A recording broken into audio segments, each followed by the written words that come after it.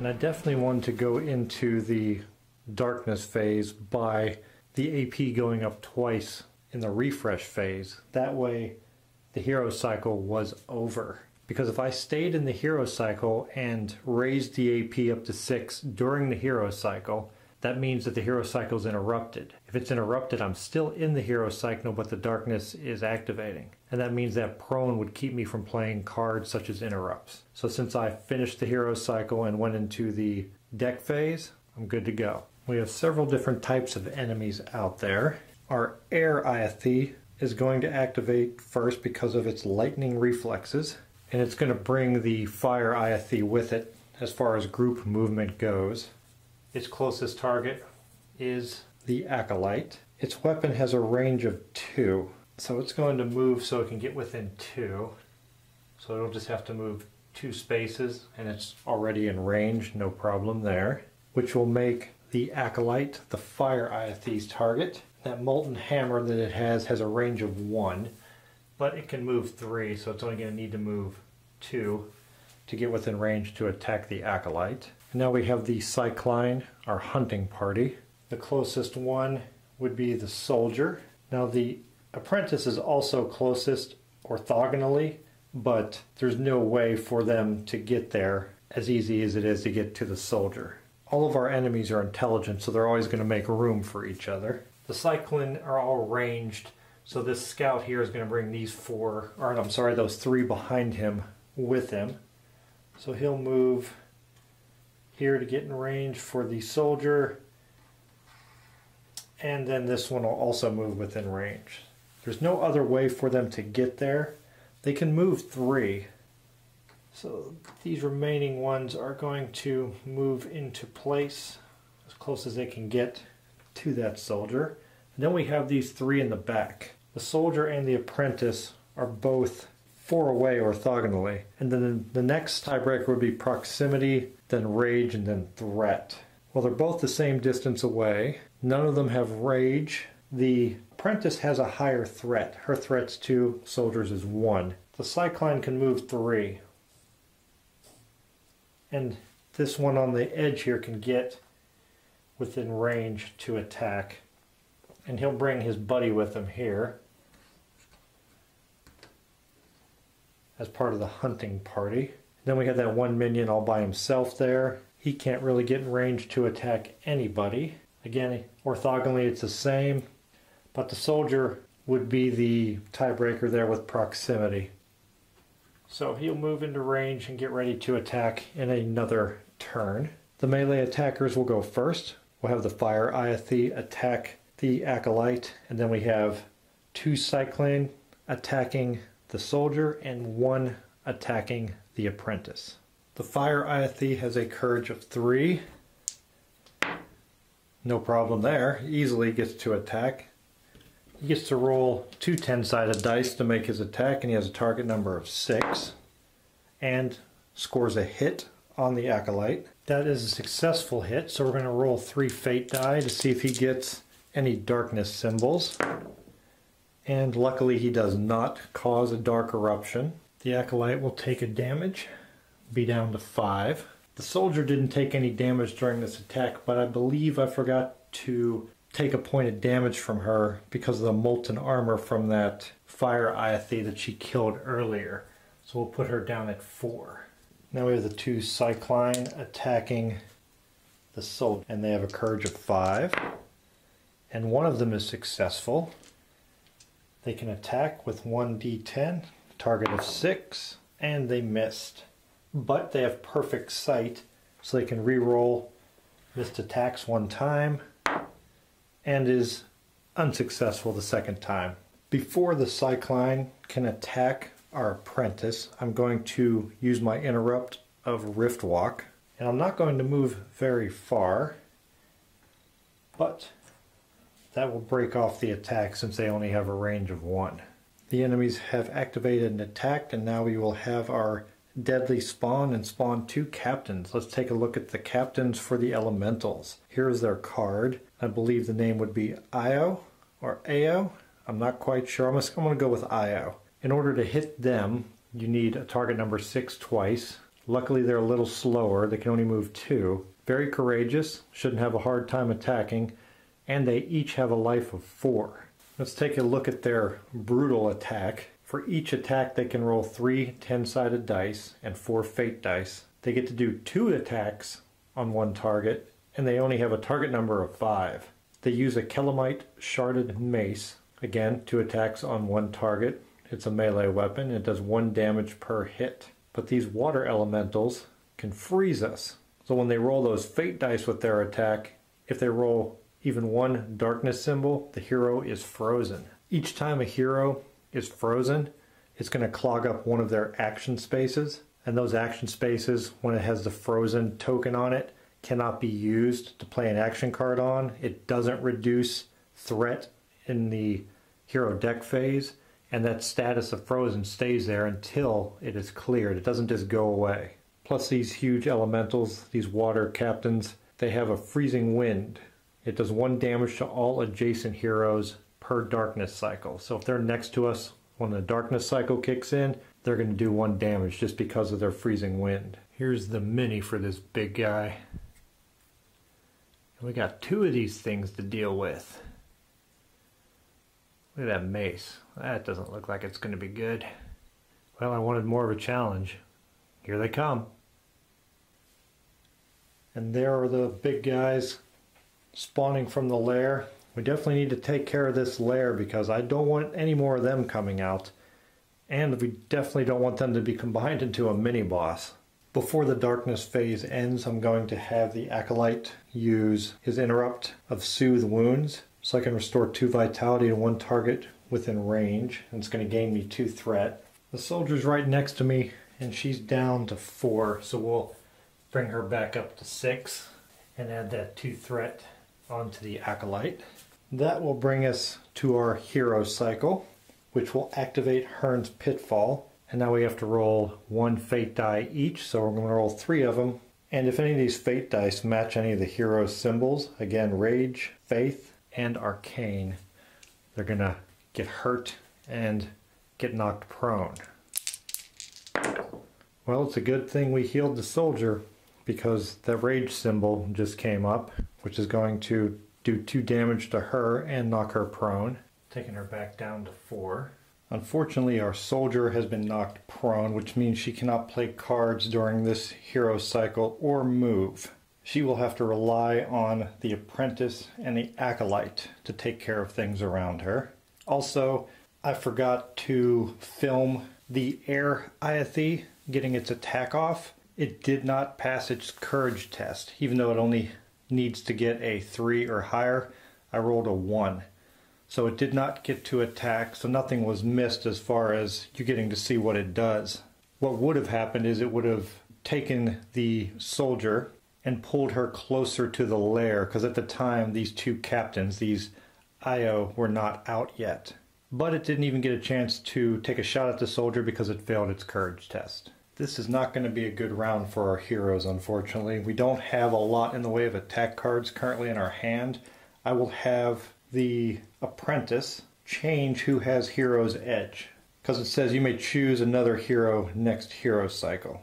So we're at the beginning of our new hero cycle, and we will have the hero's edge transferred to the acolyte, because the acolyte's the only one that has an attack card.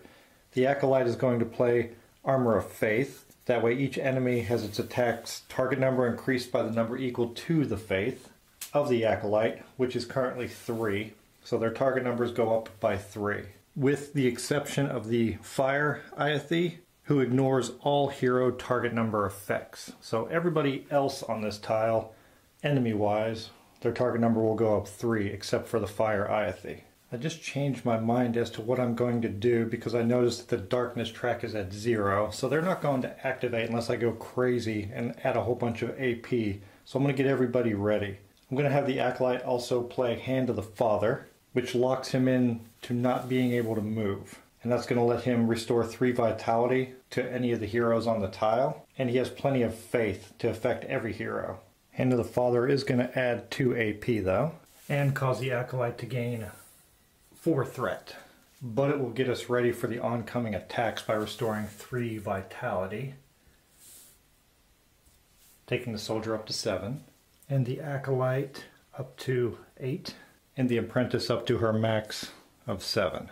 And I think we'll leave it at that, except for discarding a card with the apprentice and discarding a card with the acolyte to take a shot at disarming Hearn's Pit. I want to do this here at the end of this hero cycle, or before the hero cycle ends. That way, if they get knocked prone, it'll only affect them to the end of the hero cycle, and I'm about to go into the hero deck phase. I had the acolyte discard Consuming Fire because it's an attack action card, and he already used up his action from Hand of the Father. And I had the apprentice discard Illuminate because that affects instinct enemies we have none of on this tile. Both of them will get an additional D10 though for this attempt on Hearn's Pitfall thanks to Hand of the Father, because every hero affected gain D10 to all rolls. So they'll get to roll 2 10-sided dice on their attempt, which gives them an increased chance of having a positive outcome when disarming Hearn's Pitfall. We'll start with the apprentice here. She'll roll her 2 10-sided dice, and we need a target number of 6. And she got a 6. She is successful on her attempt. And before we go back to the tile, I'll go ahead and roll the acolyte's attempt. And he got a 7. Nice. 2 disarms. We're only 1 away from disarming this thing completely. First we had the apprentice go, so hers will go down first. The Hearn's Pitfall token has been placed, and I chose to move her to the square above it. We're not going to have a lot of options for the acolyte. He only has 1 square that he can move to. And his token is in place, and I moved him to the 1 open square that was available for him to move into. Nobody got knocked prone. This is going to end our hero cycle, taking us into the hero deck phase, which means that prone symbol will come off of the soldier. The soldier didn't get to play any cards, so her threat will go to 0. The acolyte only had the 1 open space, taking his threat down to 5. And the apprentice has 1 open space, taking her down to 1. The acolyte chose to keep Blink and drew Glacier's Grip, Blood of Gaia, Fingers of Aya, and Aura of the Elements. The acolyte kept Stand Fast and drew Righteous Fury, Soothe Wounds, Blessings of the Dawn, Attend the Weak. The soldier kept the Hidden Blade and drew Sprint, Attack, Blade Dance, and another Sprint. There are 2 active monster types, the Symbio and the Elementals, so the darkness meter will go up 2 to 4. We're here at the beginning of the next hero cycle, and I have to decide who I want to give Hero's Edge to. And I'm going to have the apprentice take it for herself, because she has the Fingers of Aya and the Blood of Gaia cards, so she's going to be the main one attacking, I think. The acolyte doesn't have any attack cards, and the soldier really doesn't need help with the horrifying spear that she has. But we still have to roll our 3 fate dice here, since Hearn's Pitfall activates. And again, it looks like our soldier is out of luck. Hopefully our apprentice or acolyte will be successful in disarming this thing before this hero cycle is over, so we don't have to worry about it anymore. The darkness is going to activate once I start spending AP, so I better get a couple of things down before we start attacking. I'll have the acolyte play Blessings of the Dawn, so we can gain fate dice to our attack actions. And I'll have the acolyte stand still again, play Stand Fast to give everybody an additional D10 to attack actions. I'll have the apprentice cast Blink so she can teleport 3 squares away. And I will have her teleport 3 squares away right there to the other side of that statue. I know that puts her in danger of that large captain, but we have to take chances here. The enemy doesn't like it when people start teleporting around the battlefield, so the darkness goes up 1 AP for Blink. Next I'll have the apprentice play Glacier's Grip. It's an ongoing, so I'm going to have her place it underneath her Demon's Bane. I'm going to drop it on that empty square by the lair there. You can see the token in place now. I don't believe I need line of sight for Glacier's Grip. It just says place a Glacier's Grip token in range, so a range of 4. And that's going to affect both of those captains, and well, it's going to affect mostly what I'm about to fry here, but at least it'll make them easier for me to hit. And next I'm going to play Blood of Gaia, and I'm going to target this Symbio, this Cycline right there, and the 3 creatures behind him. Blood of Gaia is going to cause our darkness to go up 2, so they will activate right after this attack. We have a lot to consider here with all the ongoings and other effects taking place. Let's see if we can figure them all out. She gets her base of 1 and 1 for her attack. Blood of Gaia allows us to use our focus, our Demon's Bane, which is going to give us 2 and 4. It's an attack action, and she has Hero's Edge on herself. Most of our enemies are in the effect of Glacier's Grip, so their target number, our target number in order to hit them, is going to drop by 2. The Acolyte has Blessings of the Dawn and 4 Faith, so that's going to give us 4 more Fate dice. This is an attack action, so Stand Fast is going to give us another D10. Our Ring of Neria would give us another Fate die, but we ran out of Fate dice. If we need another one, we'll reroll 1. And Blood of Gaia will give us another D10, because since she teleported, it's not considered a move, so she's still stationary.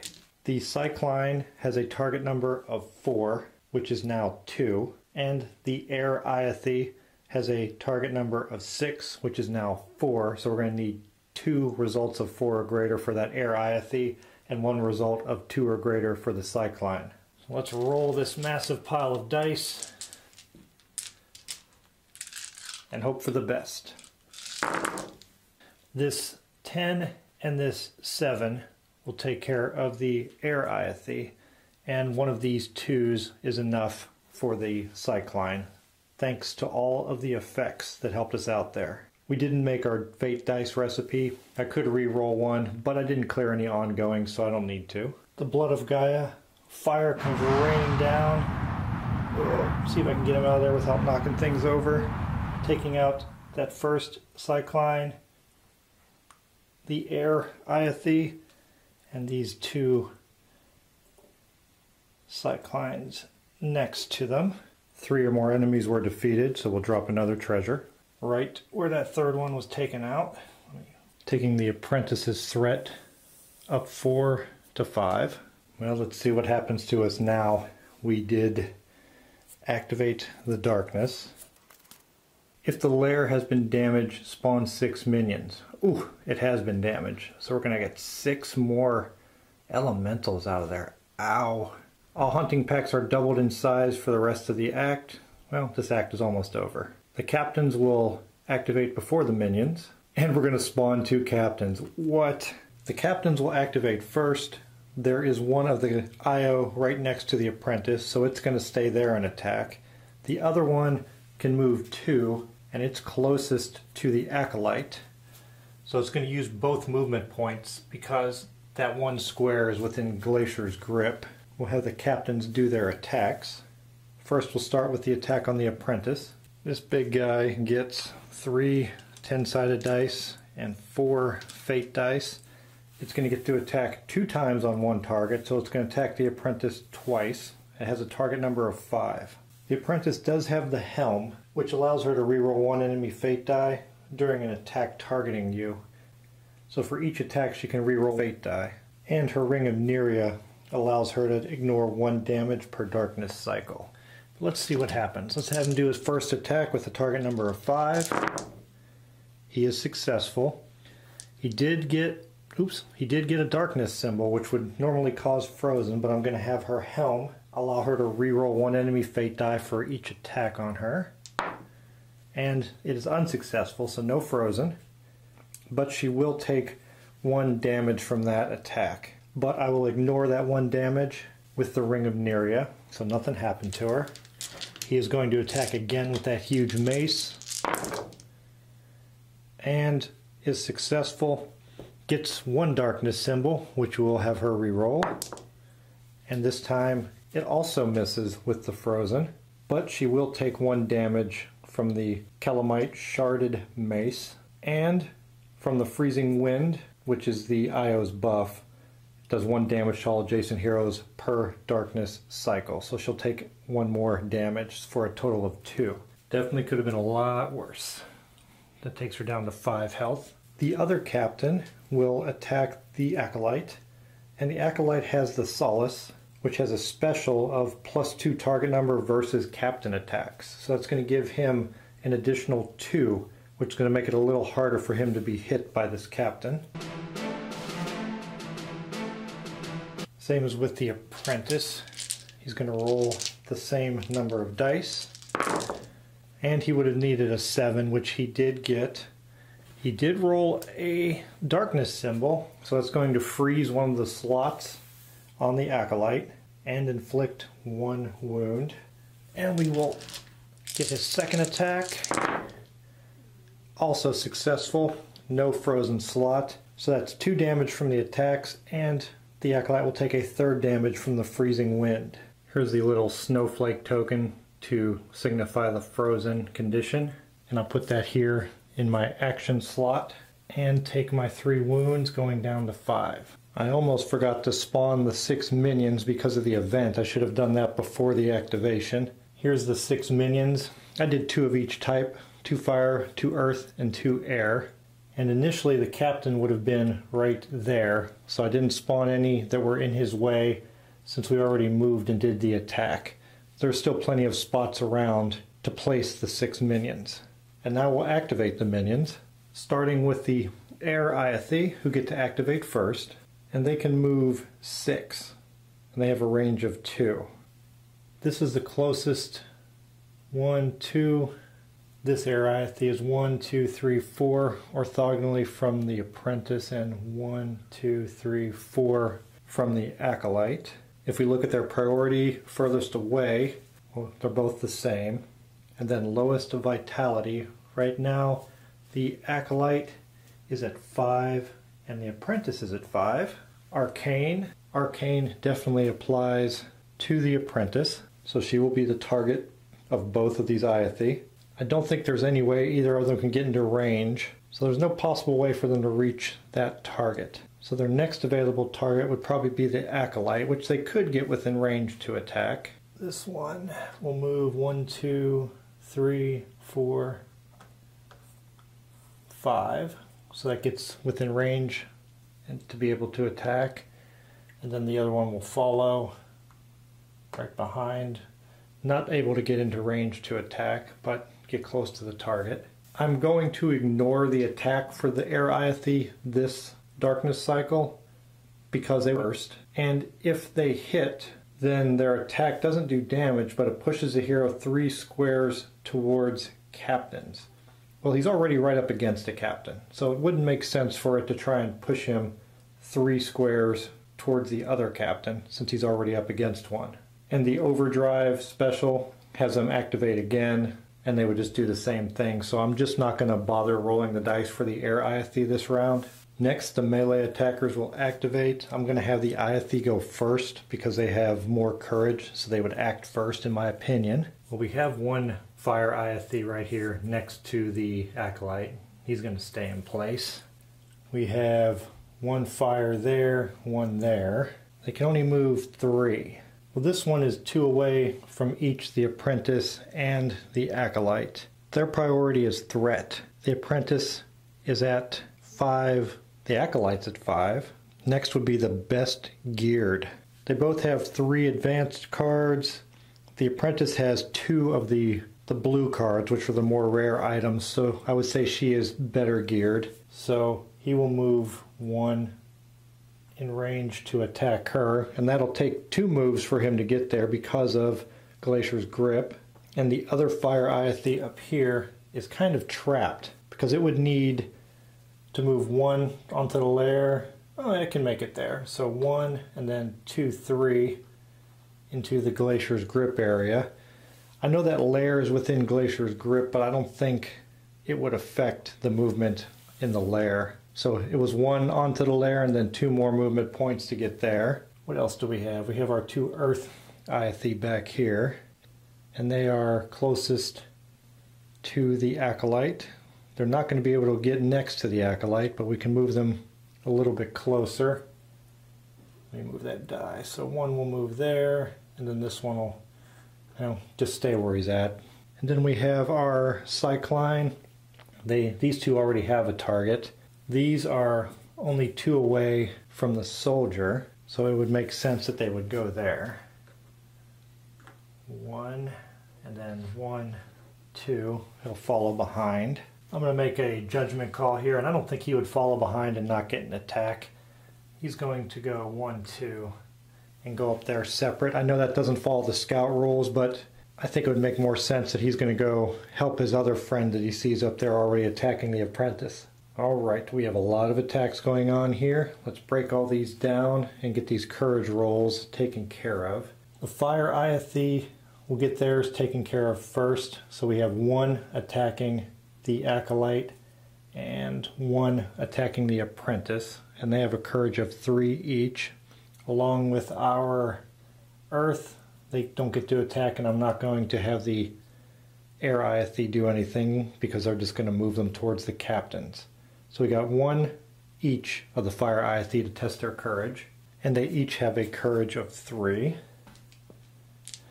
Yep, we'll do them one at a time. First, the one on the acolyte passes his courage test, and the courage test of the one for the apprentice also passes. So they can both attack. The one attacking the acolyte can roll his 2 10-sided dice with a target number of 6, and he misses. And the one on the apprentice,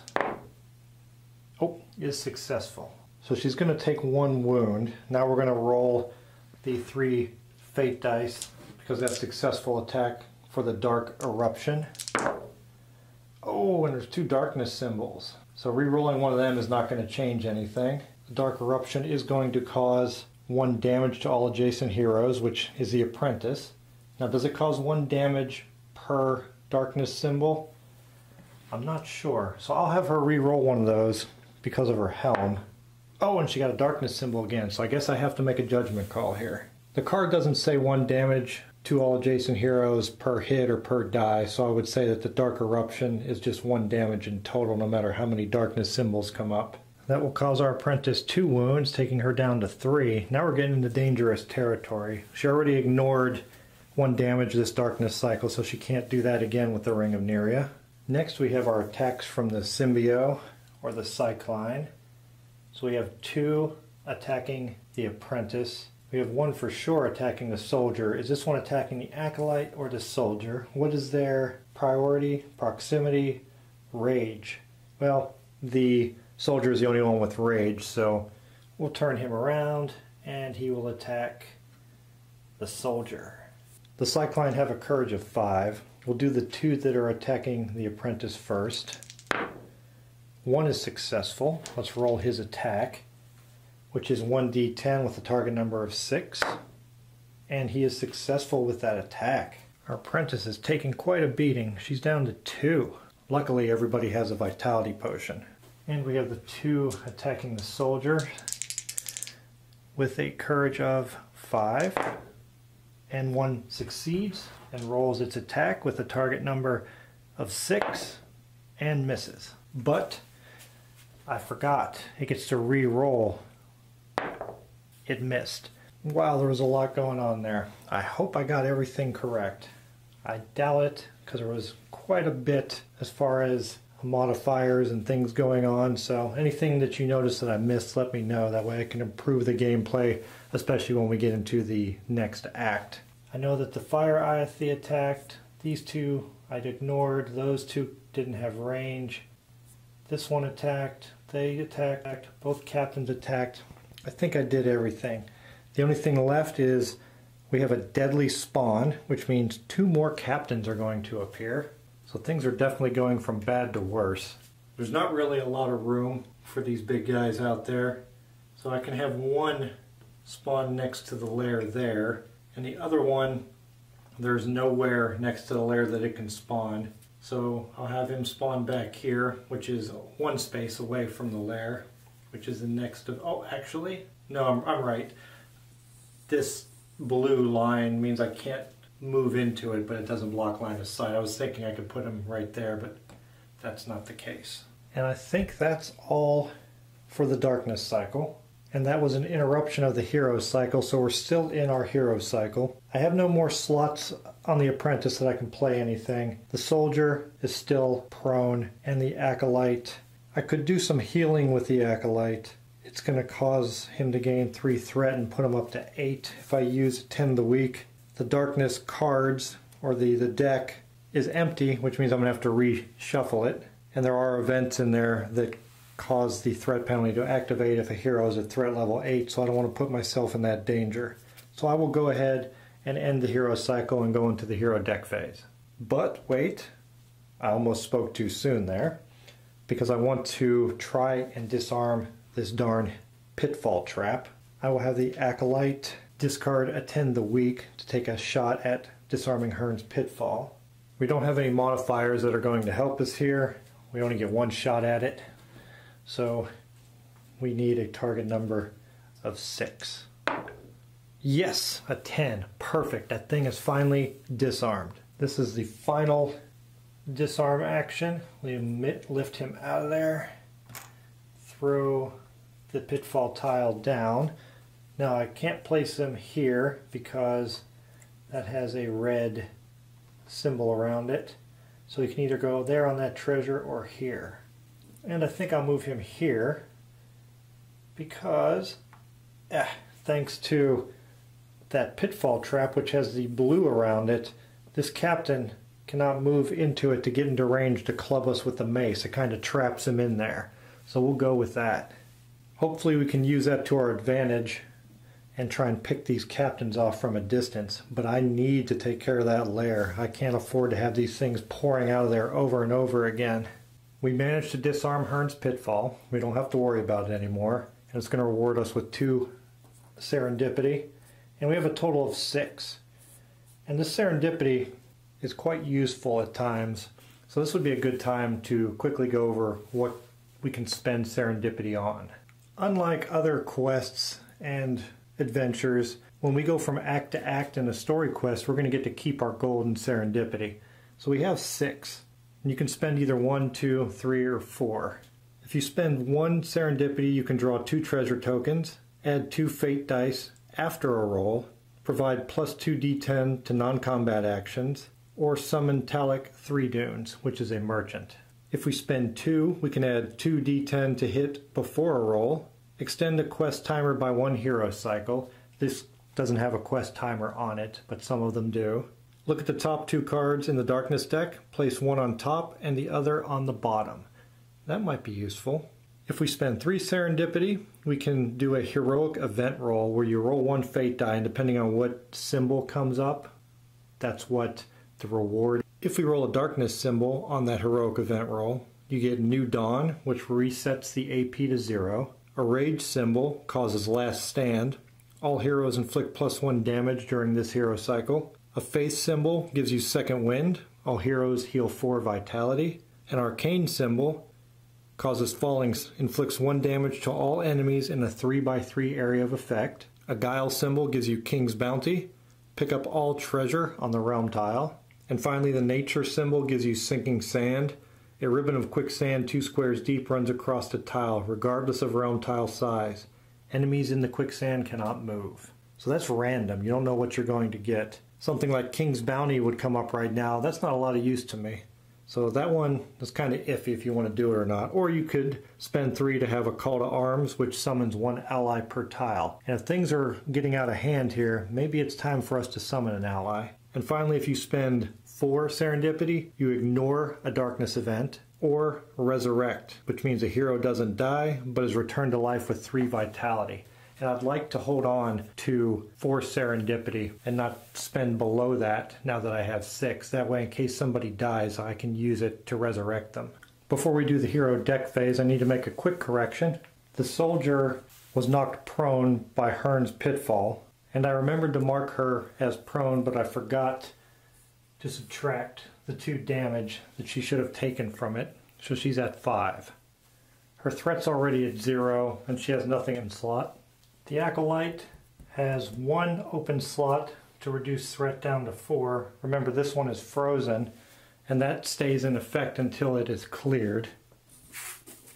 And the Apprentice will stay at 5. She has nothing that she can clear.